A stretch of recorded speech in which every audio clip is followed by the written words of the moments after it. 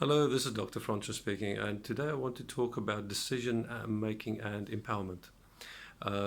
Quite often we get faced with situations where we make a decision this way or the other, and from that point of making that decision, our lives can change quite dramatically, like a crossroads. And quite often, when we get faced with certain situations in daily life, in our careers, various situations, we might end up thinking that a certain way of behavior is inevitable. And if we were to just give ourselves a little bit more time, then it could actually change the whole situation, our whole perspective, and we find out that actually that situation wasn't inevitable and that response wasn't inevitable either. A good example of this is something I get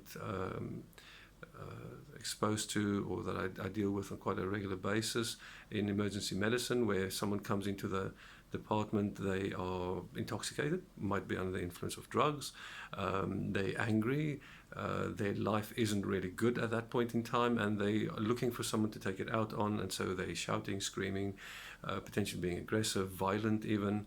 Now, when someone presents like that, it's very easy to then follow a certain pattern. Here's the pattern. Person comes in, they're aggressive, violent, abusive, swearing, spitting, behaving in a way that is unacceptable. What then happens is the situation escalates. Suddenly you have more and more people involved in this, telling the patient not to behave like this, trying to contain the situation. You have security showing up, and next moment you have the police, and the patient ends up, for example, in the cells. Let's say we changed our behavior and our decision on how we respond on this patient's prompts. So, person comes in, person is doing the same thing, and rather than feeling the feelings behind what normally you would feel when someone swears at you or is being potentially violent or aggressive, whatever, and feeling threatened or feeling offended or feeling upset or feeling that this is inappropriate, to just hear the words as a noise, but to actually look at what this person is doing and the context of what they are doing is in. And sometimes you might find that if you just give this person a short space of time just to vent this, get a bit of this energy out, and then you come in with a completely different program. You come in that gap where the person takes a bit of a breath, or is just for that moment backing off, with kindness, with, dare I say it, love, dare I say it, compassion. And you offer the person something to eat, something to drink, a space where they can retreat to, where they can sit comfortably, where they can, just for that moment, not have loads of people talking at them or trying to contain them and making them feel even more threatened. You sometimes find, or quite often I find, the whole situation starts de-escalating. And in actual fact, in most hospitals now, de-escalation is part of training, where people get trained to, rather than responding to the behavior in the standard fashion with an inevitable outcome, to actually take charge, to make a decision to respond differently, to make a decision as to how you are going to feel about what this person is saying, rather than just to respond. What happens is you becoming a thinking person. What happens is you taking charge of yourself, not of the person, but of yourself. By doing that, you give that person the opportunity to take charge of themselves.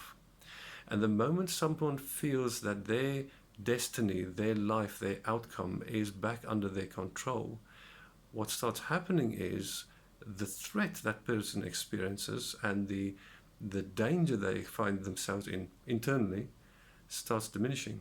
And their need to be aggressive or violent diminishes. Now, I'm not saying this happens in all cases, but the majority of cases, by far, people don't really want to necessarily be in a confrontation situation.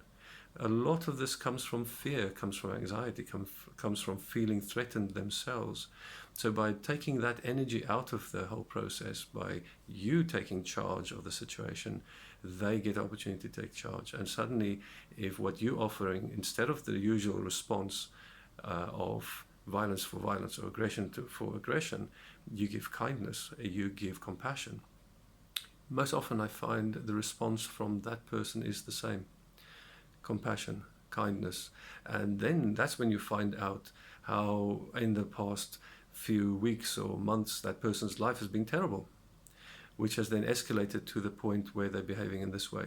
Now, because you've taken the emotion out of the situation, you can actually help that person with that terrible situation, which sometimes is related to illness, physically, sometimes mental illness. Sometimes that person just needs a space to talk. Sometimes that person just needs some connection with services that can support them. Services that sometimes they weren't even aware were there.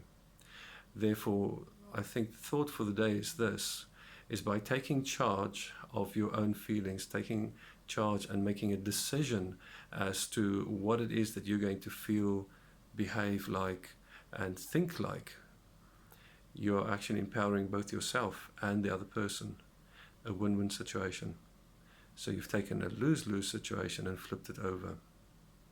Everybody's benefit, perhaps. The thought for the day. This is Dr. Francois.